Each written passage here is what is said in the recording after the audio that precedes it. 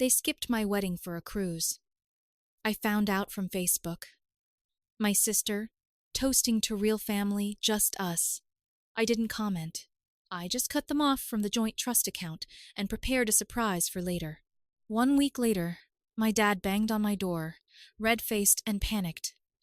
I opened it, handed him a copy of the papers, and said, "This is your new beginning without me." The next day, Dad got his lawyer involved. They didn't come to my wedding.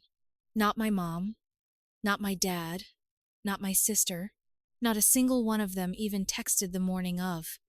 You'd think I'd done something to deserve it, hurt them, cut them out, or picked a fight. But I didn't.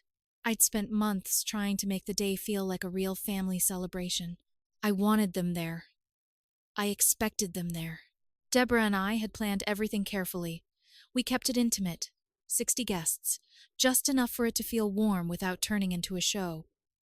She had her entire family fly in from California.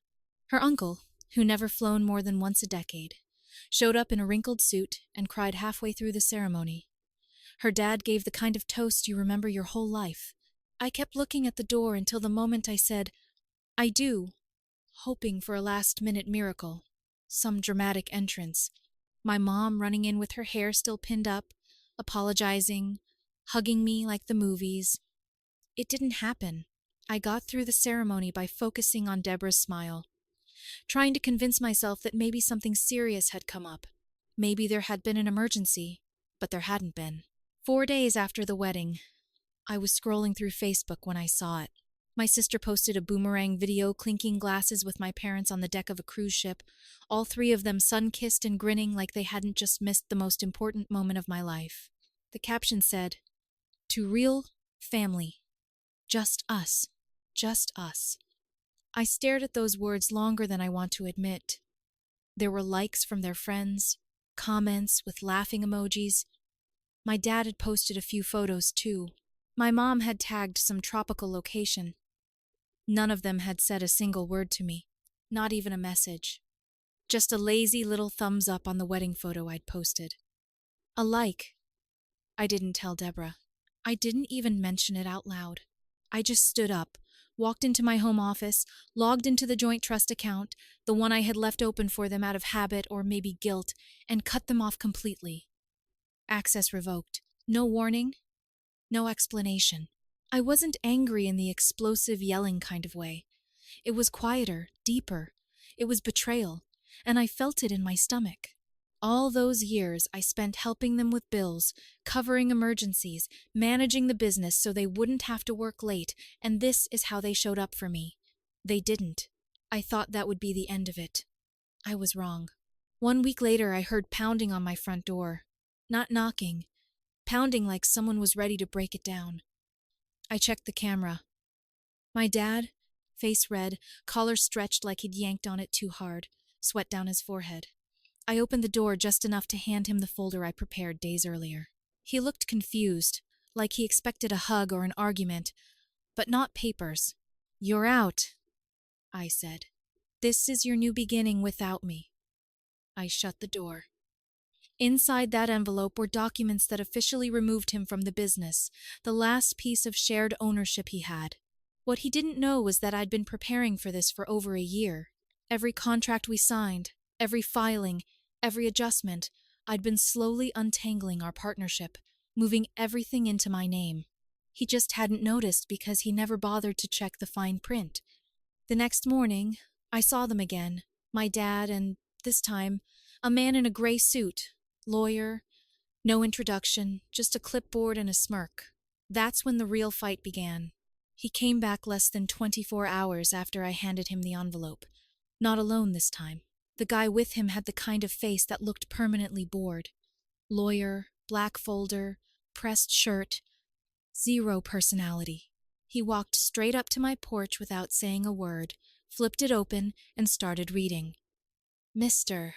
Hudson is seeking restitution in the form of a 40% share of accumulated business revenue from fiscal years 2022 to present, citing verbal agreements and initial financial support," he said as if we were in a courtroom already.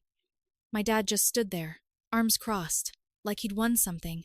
like this was a checkmate move. I could barely look at him without feeling like something inside me was rotting. "You think you built this?" I asked him finally. He opened his mouth, ready to launch into some recycled story he's told people a dozen times. How he gave me my start, how he believed in me when no one else did, how it was our company. He gave me 10 grand when I was 25. That's true, and he helped me land my first real contract. His friend's construction company needed a website, and I stayed up 3 nights building it, but that was it. After that, I was the one grinding out 1 4-hour days, juggling 3 freelance jobs, figuring out taxes, branding, invoices. He stopped contributing after year 1, except when he wanted to brag about his company at barbecues. I never made him prove anything, because I was raised to believe that when you're family, you don't keep score, but apparently he did. The lawyer kept talking, going on about verbal contracts, historical contributions, and some vague nonsense about legacy equity. I waited until he finished his script. Then I handed him a manila folder thicker than the one I gave my dad, with everything: transaction records, ownership transfers, meeting logs, every single decision I made in the past 3 years. I'd spent over a year making sure I was legally fireproof. "You can go ahead and try," I said, "but this business, it's mine." The lawyer flipped through the first few pages, frowned, and looked at my dad like he hadn't been told the full story. My dad didn't say anything. He didn't move, just kept his arms crossed, breathing like a furnace. They left without another word. That night, someone slashed the tires on my truck. I didn't need security footage to know it was him.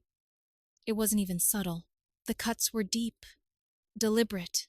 Both rear tires, no note, no message, just a quiet threat. I replaced them without saying a word to anyone. The next night, someone dumped paint on the steps of the office. A full can, bright blue, dripping down like it was supposed to make a point. Then came the fake negative reviews on Google, all saying the same thing: fraud, unprofessional, shady business practices, made-up names, all posted within hours of each other. And 2 days later, my office sign was gone. Not stolen, just shattered, with splinters all over the sidewalk. Letters kicked in. Whoever did it didn't want to take anything. They wanted to humiliate me. I knew who it was, but I didn't call the cops, not yet. That wasn't the kind of war I wanted to fight. Instead, I made a phone call. 9 months ago, when my sister got into that out-of-state university, my dad had called me in the middle of the night, said she couldn't afford it, said it would break the family if she had to drop out. I covered the tuition, quietly. $15,000 so far, paid directly to the school through a standing arrangement. I called the university finance office. Effective immediately, I said, "Terminate any future payments associated with my account for her tuition." They said, "Okay." Asked no questions. An hour later, my dad tried to call, then my mom. I didn't answer either. That same night, Deborah and I had dinner with her parents. I didn't say much, but I think they could tell something had shifted. Her dad pulled me aside at one point and said, "You know we've got your back, right?" I just nodded. It felt strange being supported by someone else's parents while cutting mine out of my life, but for the first time in a long time, I didn't feel alone. The next morning, it was quiet. No smashed glass, no vandalism, just silence. Too quiet. The silence lasted exactly 3 days. No more slashed tires, no more fake complaints, no more lawyer calls, just stillness. I kept waiting for the next move, but it didn't come the way I expected. There was no explosion, no ambush, just silence, and that's when I knew something had shifted. I was at my office early Thursday morning reviewing onboarding paperwork for a new client when my phone lit up with 7 missed calls, 4 from my dad, 2 from my mom, 1 from a random number I didn't recognize. I didn't pick up any of them. I figured if it was serious, they'd leave a voicemail. Only one did, my dad. I didn't listen to it. Then, about 30 minutes later, the banging started. Not knocking, banging. I looked at the security feed. It was my mom. She was pounding on the glass front door of the office, already crying. I opened the door because I didn't want a scene in front of the staff. She pushed past me like she still had that right. She didn't even start with an apology. She went straight into panic, tuition office, late notice, payment failure, academic probation. My sister had gotten an email that morning. Unless the bill was covered within 48 hours, she'd be locked out of her courses. The office had already frozen her schedule. She'd missed 2 deadlines for financial aid. She can't lose her place, Mike. That's what my mom said. Like I didn't already know that. Like I hadn't been the one quietly covering her tuition since the day she got accepted. All while they went on cruises, posted pictures of dinners I wasn't invited to, and talked about real family. I didn't say a single word while she cried in front of me. I didn't ask how she could toast the vacation while missing her only son's wedding. I didn't mention the smashed office sign, or the truck tires, or the fact that they hadn't called once, not even to lie. I let her speak, and when she was done, I opened the door and stood aside so she could walk out. She paused like she expected me to say something, but I didn't owe her closure. By the time I got home that night, I had another voicemail. This time, I listened. It was my dad, and for the first time he wasn't angry. He was something else. He said things had gotten out of hand, that this was a family misunderstanding. He used the word overreaction twice. Then, like he couldn't help himself, he added, "You know she's just a kid, right?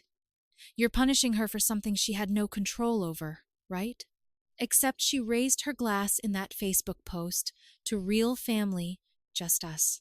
She was 21, old enough to know what she was doing, old enough to skip my wedding, old enough to enjoy the cruise I helped pay for while pretending I didn't exist.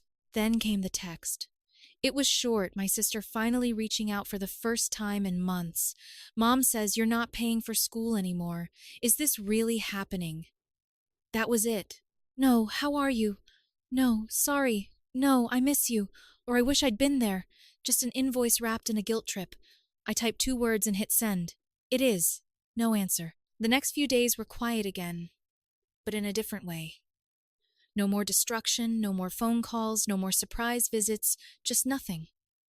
I think they realized I wasn't bluffing. They'd expected a tantrum, something they could wait out, but I wasn't acting out of emotion. I was done. There's a difference. I saw my mom again 4 days later in the grocery store. She was alone, walking slow, like she had nowhere to be. We made eye contact for less than a second. She looked down. She didn't say a word. I walked past her. For the first time in my life, I didn't feel guilty. That was the moment it clicked. They hadn't just skipped my wedding. They'd made a choice, and now they were finally starting to live with it. It wasn't guilt that came after the silence. It was desperation. By the end of the 2nd week, I started hearing things. Not from them, from mutual friends, old neighbors, even an ex-coworker of my dad's. Whispers, people asking if everything was okay. If the rumors were true, that my dad had left the company, that my sister was dropping out of school, that something had happened at the wedding. One guy even asked me if I was sick. Apparently, they'd started spreading their version of the story, that I was ungrateful, that I'd shut them out after they missed one minor family event, that I'd gone behind my dad's back and stolen the business. The word stolen came up a lot. What they didn't know, what none of those people knew, was the paperwork, the emails, the months of silence before the wedding, the cruise, the champagne toast without me. No one ever sees the full picture. And I wasn't about to explain myself to every person who heard my mom crying in a grocery store. But something shifted again. They weren't trying to get back in anymore. They were trying to save face, and then the unexpected happened. On a rainy Tuesday afternoon, 2 weeks after the last phone call, someone knocked on my front door. Not pounding, just one knock. I checked the camera and felt my chest tighten. It was my sister. She stood there alone, soaked, holding a folded-up umbrella and a backpack. I hadn't seen her in person since the week before the wedding, when she swore she couldn't wait to meet Deborah's family and told me she had nothing but time to help us with setup. Then she vanished. I opened the door, and she didn't say anything at first. just stood there, hair dripping, shoulders tense. Then she handed me a sealed envelope. "I'm not staying," she said, "but you should read this." She turned around and walked off before I could even respond. I watched her walk down the driveway and into a car I didn't recognize. Inside the envelope was a printed copy of her withdrawal letter to the university. A single page. She had officially dropped out. No dramatic message, no scribbled note, just one line at the bottom, handwritten. I didn't know what they were planning. I just went along with it. I sat at the kitchen table for a long time staring at that letter. It was the first admission from anyone in that family that maybe, just maybe, they knew what they did, that they hadn't just forgotten, that it wasn't just bad timing. They made a choice. Later that night, Deborah found me outside standing in the yard. She asked if I was okay. I didn't answer directly. I told her about the envelope, about my sister, about the handwritten line. She said only one thing. "You don't have to fix this." That stopped me, because for the first time in my life, I believed it. I didn't have to play the peacemaker. I didn't have to fund their damage control. I didn't owe them a second chance just because we shared a name, and just like that, something inside me let go.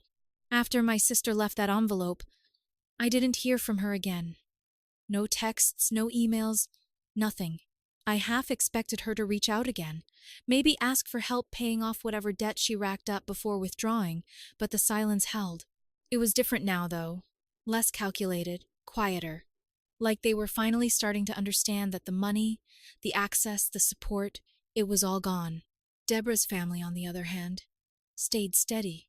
Her mom called every few days to check in. Her dad invited me to lunch just to talk about how the business was going. I'd always felt a little out of place with them before the wedding, like I didn't fully belong, but after all this, it was clear they saw me not for what I'd lost, but for how I handled it. And then, late one night, I got an email from a collections agency. It was addressed to my parents, but had been CC'd to an old business email I'd shut down months ago, one my dad must have used on a loan application. The message was blunt. Final warning. Over $40,000 owed. Something about renovations, personal credit, and a business line that didn't exist anymore. I didn't respond. I didn't even open the attachment. But the next morning, I got a text from my mom, the first in nearly 3 weeks. "Can we talk? It's serious." I didn't answer. That afternoon, my dad showed up. Not to my house this time, to one of the client job sites. He stood across the parking lot, talking to one of my employees like they were old friends. I watched from the office window. When I stepped outside, he tried to smile like we were picking up from where we left off. "You made your point," he said, "but we've got bills now. I don't think you want your sister drowning in this." There it was again. The manipulation wrapped in concern, coated in guilt. I asked him one question. "Are you still telling people I stole the company?" He looked away, didn't answer. I nodded, walked back inside, and told my project manager to keep an eye on all company equipment just in case. Over the next week, things started falling apart for them. I heard from someone at my sister's old university that she'd been flagged for a housing debt. They were renting out rooms in their house again, something they hadn't done in over 10 years. My mom posted in a neighborhood Facebook group offering home-cooked meals to go for $12 a plate. And then, a few days later, I heard the rumor that confirmed everything had hit bottom.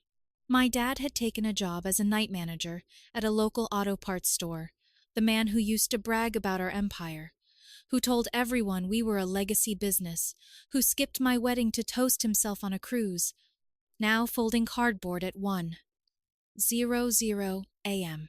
behind a counter. They lost everything. Not all at once, piece by piece, just like they tried to do to me. I didn't laugh, I didn't celebrate, but I didn't help either. When it finally settled, the fallout, the silence, the debt, they stopped trying. No more calls, no more lawyers, no more drive-bys or messages through mutual friends. My parents were too busy trying to stay afloat. My sister vanished from social media completely. One day, she was reposting dorm selfies. The next, she was gone. I assumed she moved back home, though I didn't care enough to confirm. Deborah never asked for the details. She'd known something was wrong from the day she met them. My parents had barely acknowledged her. At the engagement dinner, they spent more time criticizing the venue than getting to know her family. Her mom still talks about how awkward it was. Deborah kept her distance through it all, not out of pettiness, but self-respect. She gave me space to deal with my family how I needed to. But after that final blow, the debt, the job, the unraveling, something shifted in her too. She stopped walking around them like they were glass. One night, we were cleaning up after dinner at her parents' place.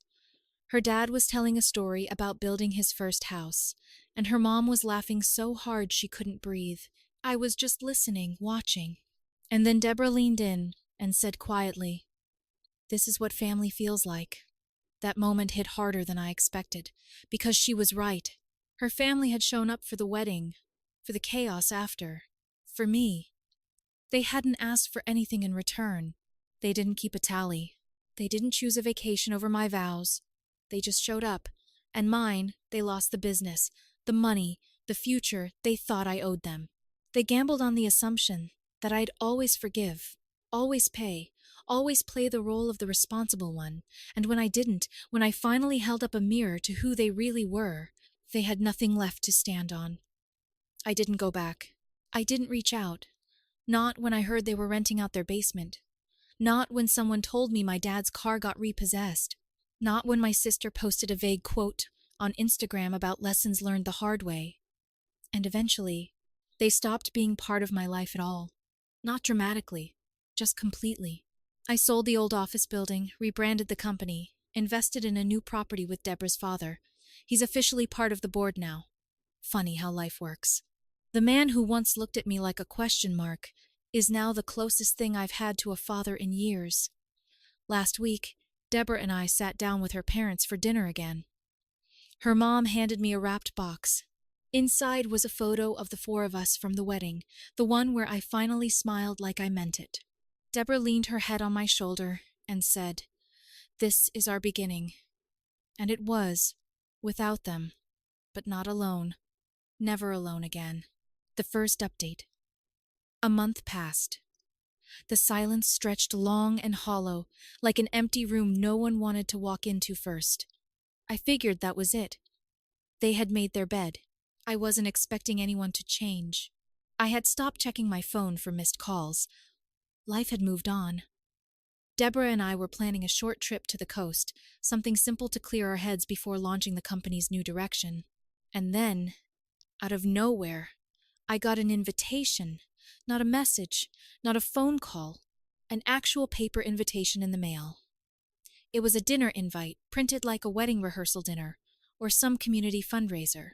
My full name was on it, gold trim, no details about the occasion, just the time, a date, and the restaurant they used to take me to as a kid when my report cards were good. I showed it to Deborah. She asked if I wanted to go. I said no. Then I thought about it and said maybe. I wasn't looking for reconciliation. I just wanted to hear what they'd say, now that everything had come undone. So I went. It was just the three of them, my mom, my dad, and my sister. They were already seated when I arrived, and from the way they all stood up at once, you'd think we were shooting a commercial for Family Forgiveness Night. My mom hugged me like nothing had happened. My dad pulled out a chair. My sister smiled like it wasn't fake. We sat down, and for about 20 minutes, it was almost normal. They asked about the business, about Deborah. My dad said he'd heard we were doing really well from someone at the country club. I let him talk. My sister said she was applying to a community college now, starting fresh. I nodded, and then the shift came. My mom brought up how hard this year has been for them, how everything spiraled so fast, how they made some mistakes but didn't deserve to be cut off like criminals. She started talking about how I always had it easier than they did, how I never understood what they gave up to help me get started. I let her finish. Then I looked straight at her and said, "You think this was easy for me?" That shut the table down. I didn't raise my voice. I didn't make a scene, but I made it clear. You skipped my wedding. You toasted yourselves on a cruise while I said my vows without my family. You didn't call. You didn't send a message. You liked a Facebook photo, and then you tried to take back what you didn't earn. So no, this wasn't easy. Not at all. My dad shook his head slowly like I was being unfair. You don't have to keep punishing us, he said. Punishing. That was the word that finally made it clear. They still thought they were the victims, that they were owed something, that I was the one being cruel for finally standing up for myself. My sister sat back in her chair, arms crossed, eyes glossy like she was hurt by my words. Hurt. They had twisted everything in their heads. I pushed my chair back. No yelling, no storming off. I just stood up and said, "There's nothing left to talk about," and I walked out. No one followed me, not this time. When I got home, Deborah didn't ask what happened. She saw my face, came over, and wrapped her arms around me. It was done for real this time. No more attempts, no more dinners, no more family who only knows how to show up when the money disappears.